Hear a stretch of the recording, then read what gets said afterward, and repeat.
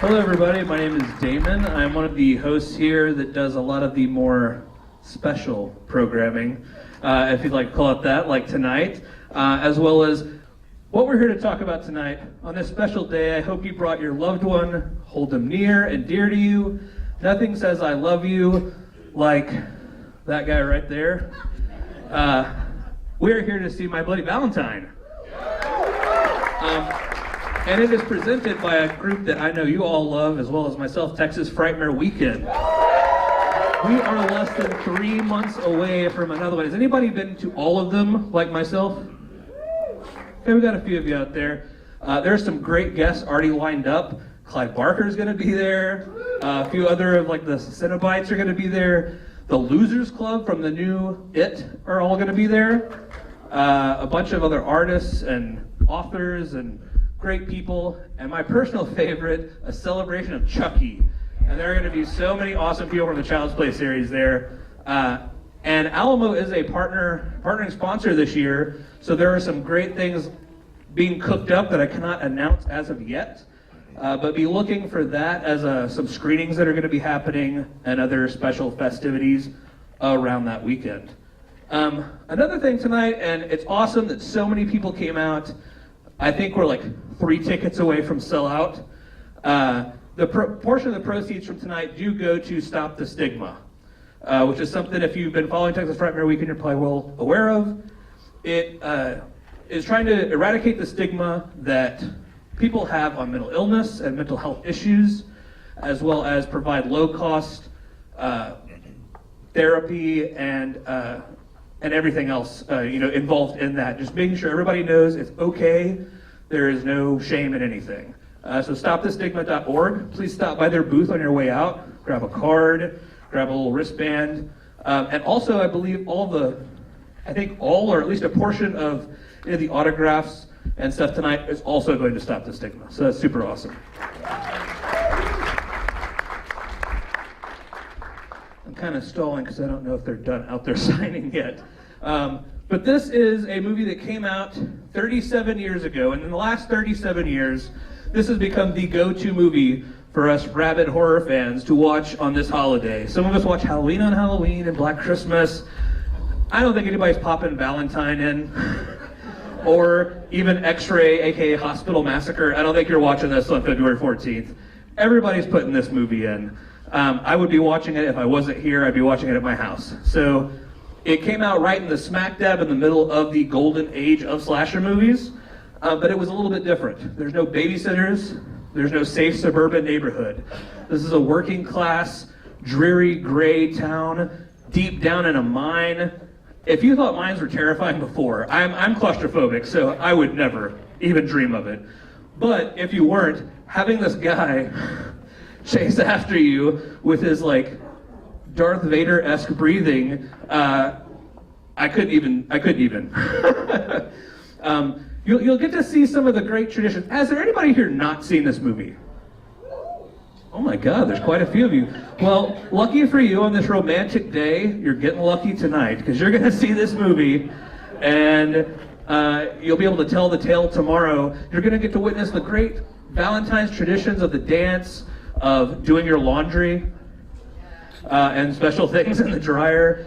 Bobbing for hot dogs is one of my favorites. That'll make a little more sense after you see the movie. But yeah, this is fantastic. I'm trying to see, we are here. So without further ado, I would like to bring up a man that you probably all saw in the lobby, Mr. Peter Cowper.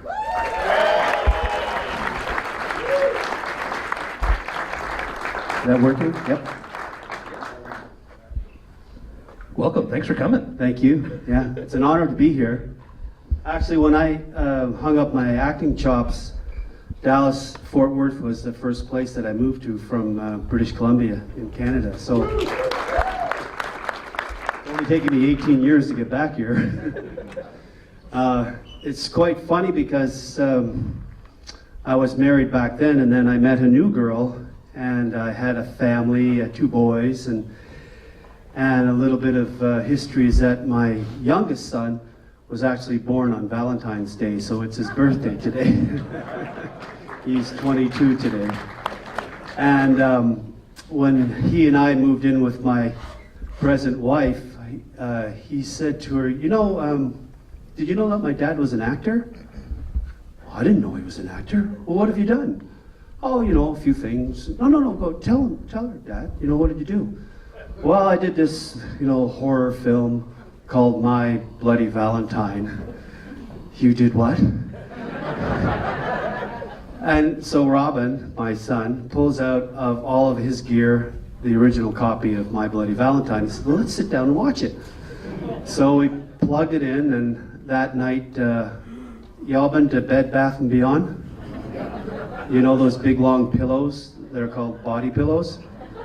Well, that's how we slept that night. She put a pillow in between us and kept looking over at me like this. But it's better now. It's much improved. So this film, and I'm honored to be here for Stop The Stigma. Through my varied life, I've run into a lot of people, a lot of actors who have their ups and downs. And I'm sure you know lots of people out there that need help. And so I'm just honored to be here. And all of the signings go to this wonderful foundation. So it's nice to be back in Dallas-Fort Worth, but it's a pleasure to be here. This film was, I was given permission when I was in theater school. I was studying Shakespeare in Montreal. I was going to be a classical trained actor, which I ended up being, but took a segue because when I was in high school I took fencing and I majored in it. And that's basically the reason I got this film, was the prowess that I learned from high school, actually in my fencing class. So I was hired along with my height, because all of the actors in the film were essentially the same height, about 6'1", so that no one would, there wouldn't be any red herrings in the plot of the show. And the film was shot in Sydney, Nova Scotia, which is on the tail end of Canada, just below Newfoundland. And it was shot, for the most part, 800 feet down and 1.5 miles under the ocean. So that claustrophobic feeling, I'm sure, will come out in the film. The headlight that I use actually had 2 battery packs on it that you can't see in the film. One's hidden. So most of the lighting that I was required to do was used through this one lamp, and that's what was used to shoot a lot of the scenes in the mine. And that being said, the angle that light had to come into a shot forced my head down so much that at the end of the day I had one hell of a headache, I'm telling you, just from trying to keep my head at that angle. But the irony in that is that when I was a little kid, I was a Navy brat, and I grew up in Nova Scotia, and when my dad retired, we moved to Quebec. So I hadn't been back there like I hadn't been here for many, many years. So it was nice to go back to Nova Scotia to be released from theater school to do my very first film. And so it's just an honor to be here with all of you folks. I had a wonderful time 18 years ago in Dallas. The people were wonderful. I went to school in Fort Worth to do deep tissue massage therapy. So this place means a lot to me, and it's just wonderful to be back. Enjoy yourselves. You didn't know the type of deep tissue was going to be with a pickaxe, though, right? No. Okay. But I had experience. Okay, fair enough. Yeah, awesome. I do want to remind you there is also a special beer tonight. There's a My Bloody Valentine brew that just came out from Ale House, maybe? I can't remember who it is. But it's 6 point... Who? L. Smith. Sorry about that. And it is 6.66% alcohol, red ale. So please check that out. And remember, no talking, no texting, or you're going to get a pickaxe to the back of the head during the movie, and then we have to clean it up, and it's a whole big ordeal. We will be back up here afterwards for a Q&A. You have to ask some A's to answer some A's to your Q's, and he will be signing again after the film in the lobby. Yeah, so whoever didn't get a chance to come by before, please drop by, because all this money is going to charity.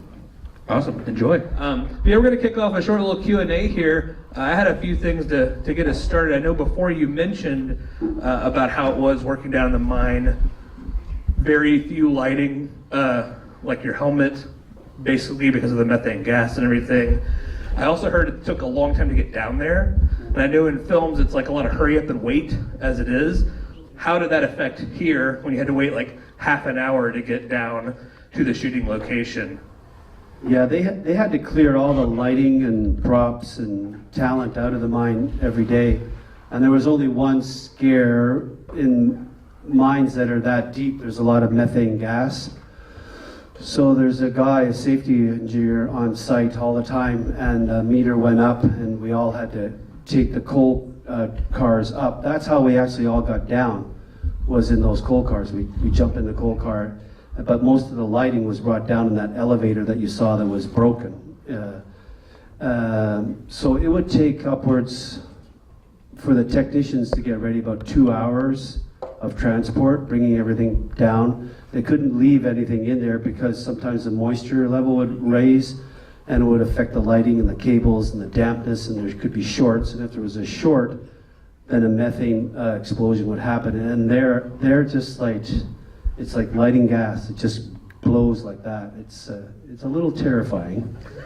Yeah. A little added horror to the filming process. Well, there's a scene, I don't know, when we jump off the coal car and I'm chasing after TJ and Sarah, and my pick is hitting the side of the wall and there's actually sparks coming, and I'm looking in TJ's eyes and there's like absolute horror.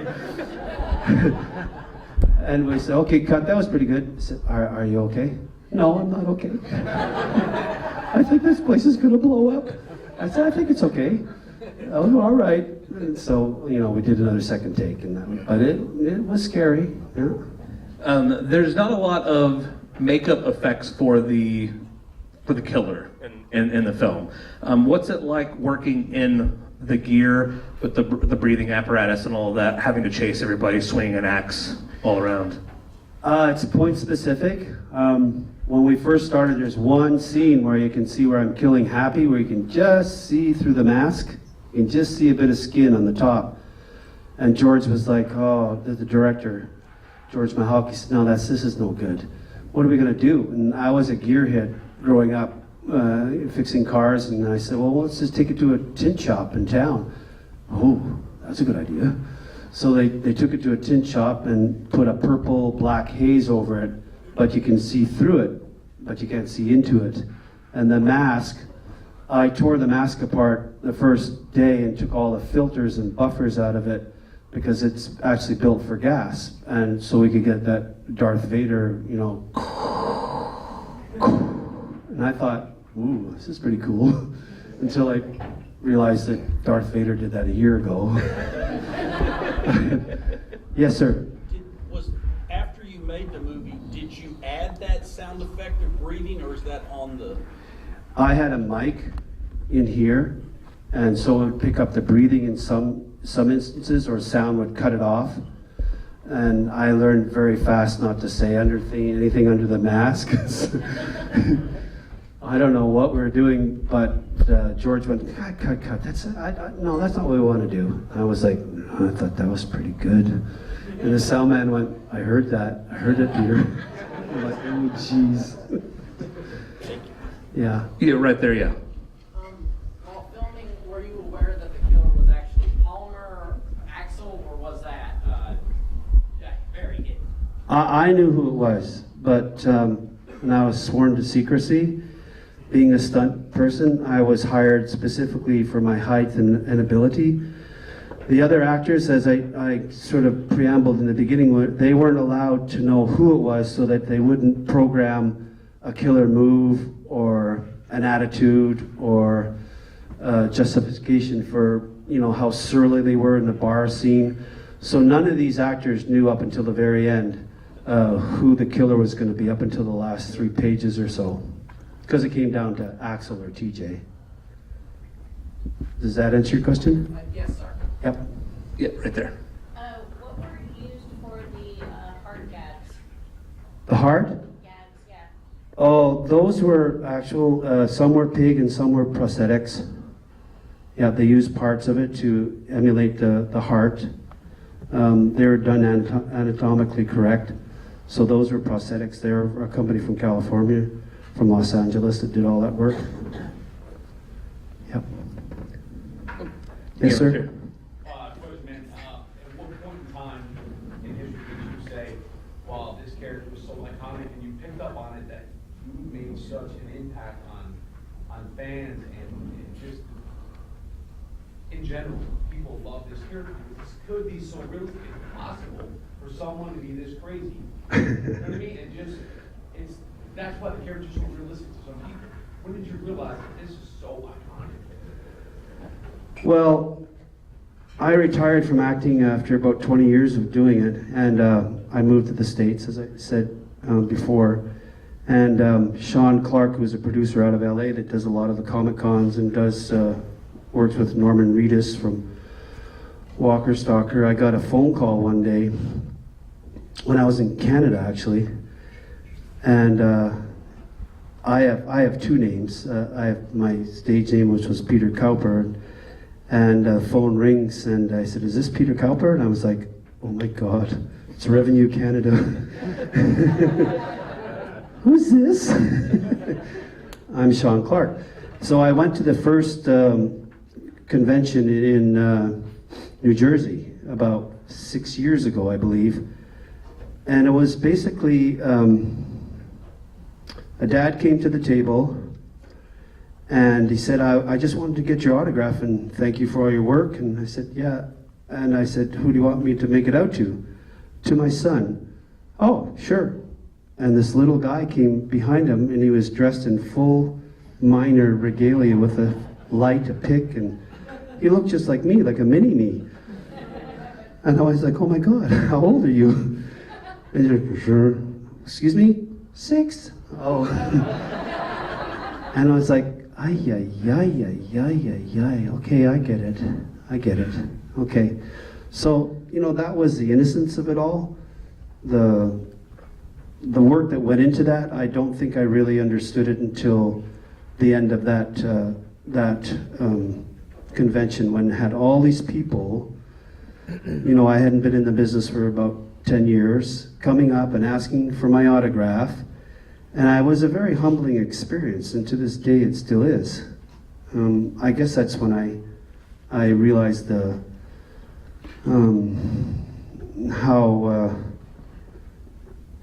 how huge a part that was for a lot of people, for whatever reason. We still get emails from Australia, which has a huge mining industry, and they want us to come there, our cast. And they've been crying for us to come for over 35 years. And so that's something too. But it was that first convention when that little fellow, with his little light came and said hello. And if you didn't notice, we have our own little mini miner up here too. Do you mind coming up here and putting your helmet back on? How are you? How old are you? 5. We got a 5-year-old little miner up here. There we go. Nice to meet you. What's your name? Abel. Abel. Oh, it's nice to meet you. We got right here. Well, when I saw this movie, I thought, why isn't it serialized? Why isn't there part 2, part 3?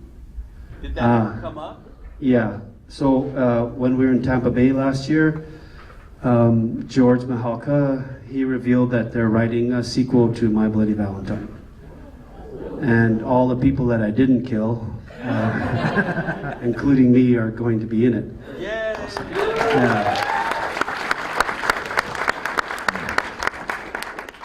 But our roles will change. So there's an amazing surprise ending that just blew my mind away. And the only part that I know is Laurie Hellier, come on, you sound English, Laurie Hellier, who plays the lead. She's going to be the town chief of police. Yeah. Yes, ma'am? Were you able to keep any of the original props from the movie? I kept 2 pickaxes, and the one that's in the lobby is one of the pickaxes that I used. I had about 8 to 12 pickaxes. One I did a show in Canada, a theater show, and I played a coal miner. And at the cast party, I went back after the party was over to get my stuff, and someone had stolen it. So I still have that one left. But there are various pickaxes. Some, when the girl gets killed in the mine, who's wearing the red dress, Cynthia Dale, that's a reclaspable pickaxe. The point goes into the shaft, So it happens so fast that it's spring-loaded, so you don't see the actual length of the pick go through the stomach. Others were buffered with sponge. When Happy gets killed, that's a very specific stunt where the end of the pick is surrounded in foam and it hits his eye, and you don't see it until they bring the dummy in and you see the point in the Blu-ray go out the back of his head. So there are lots of different pickaxes that were used in the show. Got one right over here. Yes. Based on his question from earlier, when this was being casted back then, slashers were just getting started, and you had like Mike Myers, and then there was like Friday the 13th. Yeah. Did you know what was happening at that time with the slasher like genre, or was this just another role?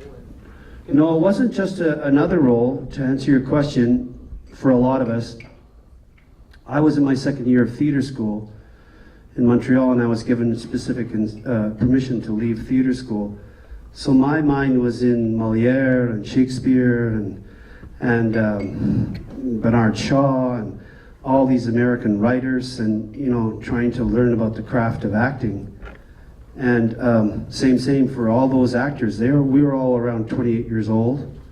Helen Udy, who dies on the showerhead, she was the youngest. She was about 24, I think, at the time. So I think all of us were just trying to make a name for ourselves in the business. For most of us, that was the first film I ever did. For the other people, even TJ, Paul Kilman, that was his second film they did. So for the most part, most of those actors had only done 1 or 2 shows. So the genre, we really didn't really know about. And I think that really helped us a lot, because you had this raw energy that was just wanted to do a good job. And I think that really shows in the film, actually. Yes? Did you have any cards or any thoughts maybe about the remake that came out 6-7 years ago? Yeah. I know a lot of people have a lot of fans of this one have a lot of opinions on that. Yeah. I have to watch it when I reboot that thing. I met the stuntman who played the part that I originated, and at a convention he actually came up and explained who he was, and he wanted to thank me. And I said, "What for?" "Well, if you hadn't done My Bloody Valentine, I wouldn't have had a job." I said, "Well, you're welcome." But the thing that bothered me about that show is that this killer just went around, and some poor guy in a semi-trailer got a pickaxe through his head. Well, what did he do? There was no plot. There was no identification with all the young people. I know people like TJ and Sarah in my hometown where I grew up in Quebec, and I'm sure lots of you know people that you identify with. So when they get killed in that script, it's just like, oh no, that's not right. But in the 3D version, it just, I had no feelings about anybody that got killed. That didn't make sense to me. And what really bothered me was finding that stash of chocolate heart boxes in his shack in the woods. You're not supposed to give that away. Yeah. Got 1 or 2 more. Yep. I got one way up in the back. Yeah. Yeah, this was my first time seeing it, and I just had a question about like the focus towards the end. Was it a budget constraint, or what was happening towards the end of filming? The focus being out. It's an old film. I think it's just an old film. Like when you have a chance to watch it on Blu-ray, it's night and day. It's so crisp and clean, and the photography is just seamless. So I think what you're seeing is an old 35 mil that's just been through hell in the backwater. That's about it. It seemed the end of each reel seemed to get progressively worse and then would snap back. So it's just wear and tear over time. Yeah. Well, thank you. It was excellent. Thank you. All right, who's going to be our last one? All right, right there. Yes? I read online that the town, when they realized that the mine was chosen, that they actually cleaned it all up and they had to go back in. Yes, they Is there any did. truth to that? That's very true. Yeah. So the site Decor people found this site in Sydney, Nova Scotia, and it was a derelict mine that had just closed down, and they asked for permission to shoot in the mine. They were like, oh yeah, and how much are you going to give us? Quite a bit. Oh, all right. So they went back to Montreal, and we all came out, and the mine was blue and white and red, and they dressed it all up, and it took them $40,000 in about 3 weeks to put it back to its derelict shape. So that is a true story. Yeah. Yeah. Awesome. Well, thank you so much for coming out. I hope everybody had a good time. Peter, we'll be back out there signing and stuff out in the lobby for a little longer. All the proceeds, remember, do go to Stop The Stigma. Yeah, so please drop by and donate, okay? Thank you. Thank you. And we'll see you all at Texas Frightmare Weekend in just under 3 months.